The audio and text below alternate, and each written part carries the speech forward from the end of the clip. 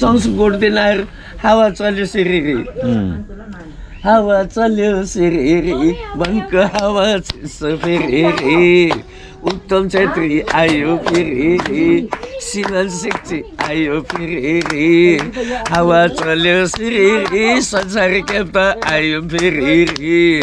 गाउँछौँ हामी तातो फेरि गाउँछौँ हामी तातो फेरि हावा चल्यो सिरिरी विश्वासलाई आयो फेरि नाच्छौँ गाउँछौँ तातो फेरि हावा चल्यो सिरिरी विश्वासलाई आयो फेरि शिवल सिक्ची आयो फेरि संसार केप आयो फेरि नाच्छौँ गाउँछौँ तातो फेरि You don't like the arrow targeting, you don't vote against. You are second. Sigmessing was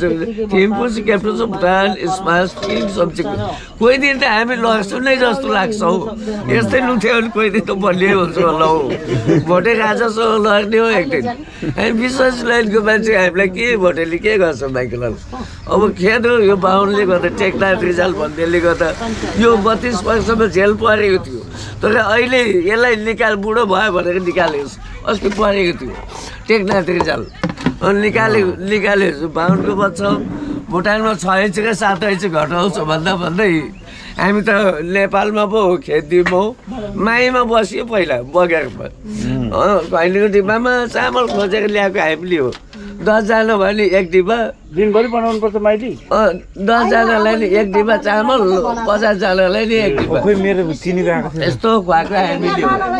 अनि के गर्छ माइकल माईमा साह्रो दुःख भयो माईमा त साह्रो दुःख भयो हामीलाई त कहिलेको डिब्बामा चामल हामीले मागेर ल्याउँथ्यौँ खैनीको डिब्बामा खैनीको डिब्बामा एक डिब्बा दिने हो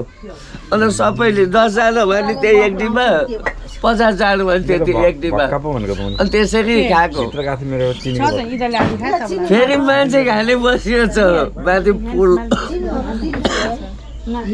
दाजु यहाँ सुन्नु पुलको यस्तो धोद्रामा मान्छे खाने बस्यो गनगली न के भन्नुहोस् तँ हामीले नदेखेको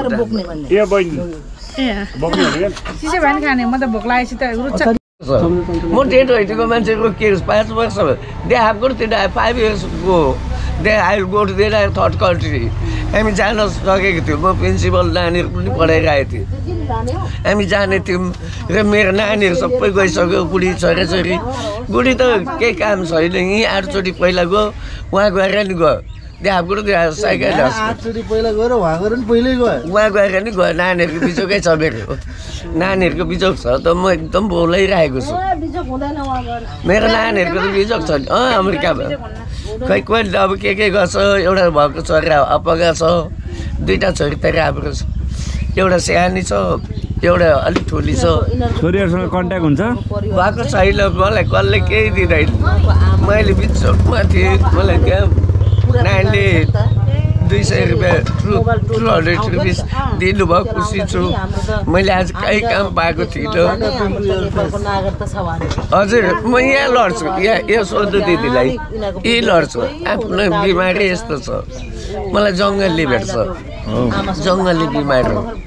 अहिले विश्वासमा गएपछि अलिक धेरै राम्रो भएको छु पहिला थिइनँ अहिले विश्वासमा सबै ठिक हुन्छ नि अहिले राम्रो हुँदैछ मलाई अब यसले पहिला चामल किन्छु तेल किन्छु नुन किन्छु के भक्का खाएँ आज दिनभरि लगाएँ म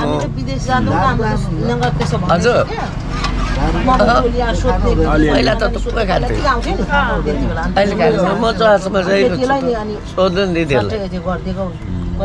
हजुर नि त्यहाँ केही खानु पाउँछ होला भने त्यही आशै छ त्यस्तै हात छ है भने खान पाउँछु भन्नु त्यही आश छ ल अब हाम्रो त केही छैन म साइला सबै मरे गएछ अब जेठो दाइ छ दमकमा 5 तला घर बनाएको त्यसले एउटा भाइ अफगानिस्तान काबुलमा लडाइँमा थियो भुटानदेखि गएर लडाइँमा पर्छ सिग्नलको हो अनि त्यो पनि मरिगयो भाइ मध्येमा त मै त हो नि यिनीहरूको अन्त यिनीहरूले हेर्दैन मलाई कसले पनि जान्न म मलाई यो दाजु यो बाँच्नु घर भएको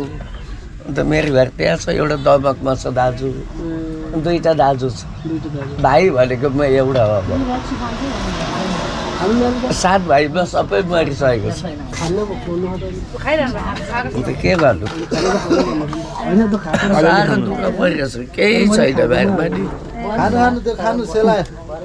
त्यो खानु अर्को एउटा अब म अगाउँछु यतिले त अगाएर उसलाई आज दिन म यतिले अगाएको खानु एउटा खानु सक्दैन र छैन खाएको छैन कस्तो छैन हिजो चाहिँ खाएको थिएँ बेलुका बेलुका खानुहुन्छ बिहान खानुहुन्न हिजो त खाएको थिएँ लडेर त्यो अनारो हेर्नु नि त्यहाँ त्यही गर्छु म यिनीहरूको त्यहाँ यस्तोमा छिरेसी त घाइते भइहाल्छ त्यहाँ बुबु बसे ठाउँमा म त्यही लड्छु बिमार त्यस्तो कि खाएर लडेको बिमारै हो मेरो त खाएको होइन खाने बिमार बिमारी हो नि त जङ्गलले भेट्छ अन्त के गर्नु ऊ त्यहाँ लड्छ म जहिले नि